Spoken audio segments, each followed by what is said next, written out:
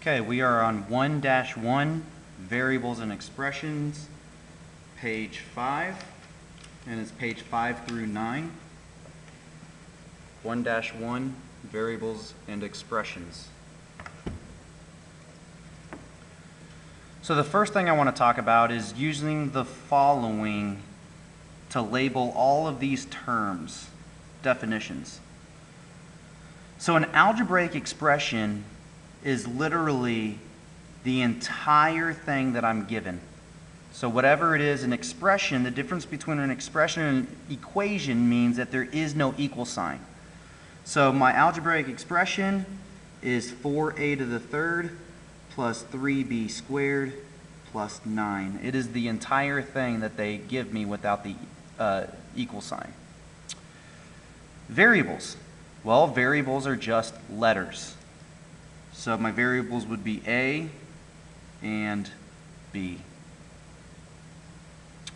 My terms. A term is an expression that can be a number, variable, or product.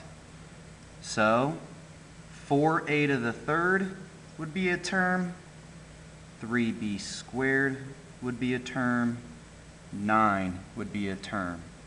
So we actually have 3 separate terms in which we see.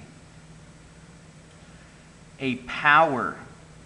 A power is the exponent plus the base. So we all know that the exponent is the higher level number. So my exponents here would be 3 and 2. My bases would be A and B. They would not be the 4 in front. So a power would be the combination of our exponent plus our base.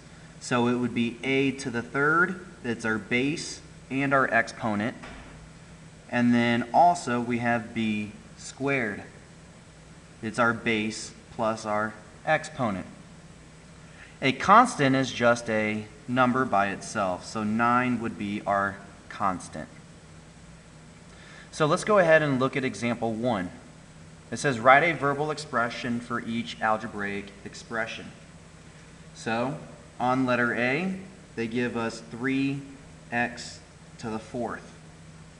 If I need to write this, then I would say 3 times x to the fourth power. 3 times, so I could put a little time sign in the middle if I wanted to, and then it's x to the fourth power. And the reason being is because x and 4 make a power. That's why they use the word power. Letter B. They give us 5z squared plus 16. Let me pause here and go back here and notice that we could write this other different ways. And we could even say 3 times x to the fourth. And we don't really even need the word power, but the power makes us sound way high level thinking than just saying to the fourth. But I cannot count it wrong if you just say to the fourth. But I want us to be able to use what we are learning up here. So let's go ahead and look at letter B. So just like over here, this is a times, so I would say 5 times z, my variable, so z to the second power plus 16. That's exactly in which we would want to write that. Remember, we could say the sum, but this is straightforward. 1a. On 1a, they give us 16u squared minus 3. So this is guided practice. Go ahead and put in your own words what you would get. On 1a, this is what they say. They would have 16 times u to the second power minus 3. It doesn't have to be exactly what I write, but it needs to make sense like I write. Here we go with 1b. 1b gives us 1 over 2a plus 6b over 7. Go ahead and pause the video and try 1b. On 1b, here is a fraction. They say 1/2.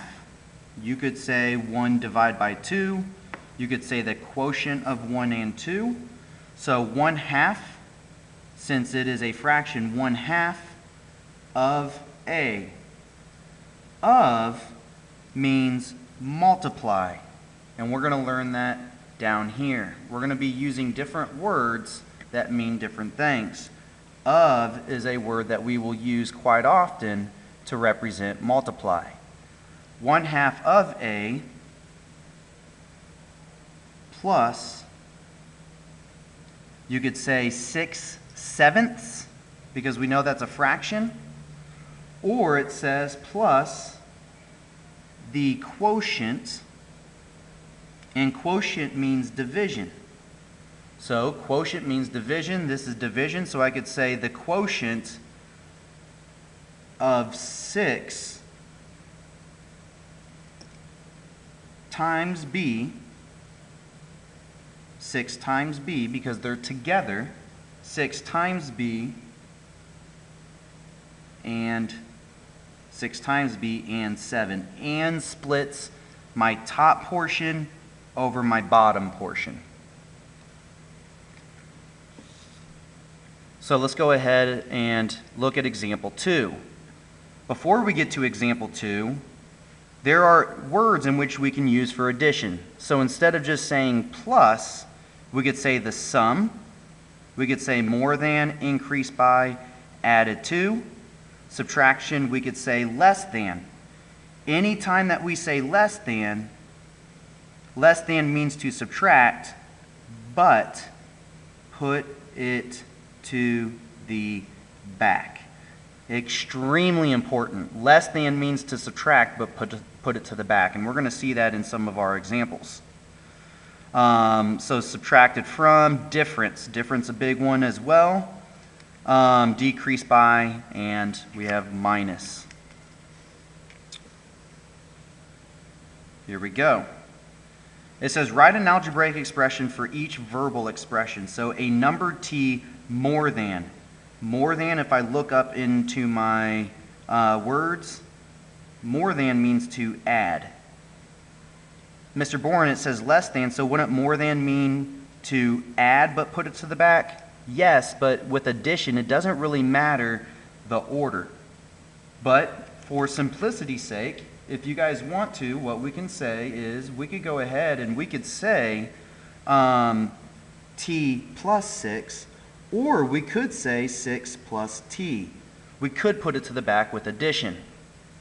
On letter B, we don't have a choice. Less than means to subtract, but put it to the back. 10 less than, so I'm going to subtract, but I need to put 10 to the back. Then it says the product of 7 and f. Product of 7 and f means we multiply. So it would be 7f minus 10.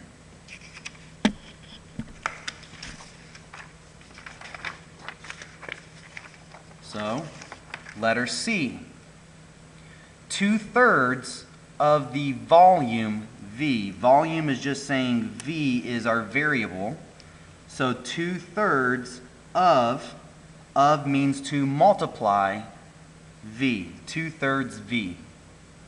So let's go ahead and try. Let's practice. On 2a, it says the product of p and 6. Pause the video and try. Product means to multiply. I could take p times 6, or I could say 6 times p. Product means to multiply. 2b, 1/3 of the area A. We're not going to write area because the variable is A. Pause the video and try. 1/3 of the area A. 1/3 of A. 1/3 A. Example 3. Mr. Martinez orders 250 keychains printed with his athletic team's logo and 500 pencils printed with their web address. Write an algebraic expression that represents the cost of the order. So if we were to go ahead and try to come up with an algebraic expression, the first thing we need to do is we need to label our variables. Mr. Martinez orders 250 keychains. So let's go ahead and make K equal keychains. So that means that 250 needs to be connected with my K, printed with his athletic team's logo, and 500 pencils printed with their web address. So let's say P equals pencils. That means 500P. So then I would have 500P. Write an expression to represent the cost. So the cost would be 250 with how many keychains I have plus 500 pencils. That would be the cost.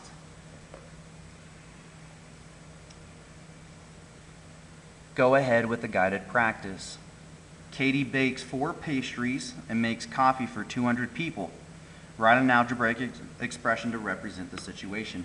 Pause the video and try. So the first thing we always have to do is we have to label our variables. So let's go ahead and let P stand for pastries. And let's go ahead and let P stand for people. Sorry, P is for pastries. So let's go ahead and give another letter. Let's say X for people, some other variable. So there are 40 P for pastries, plus there are 200 X people. That could be an expression. You could use whatever letter you want for people.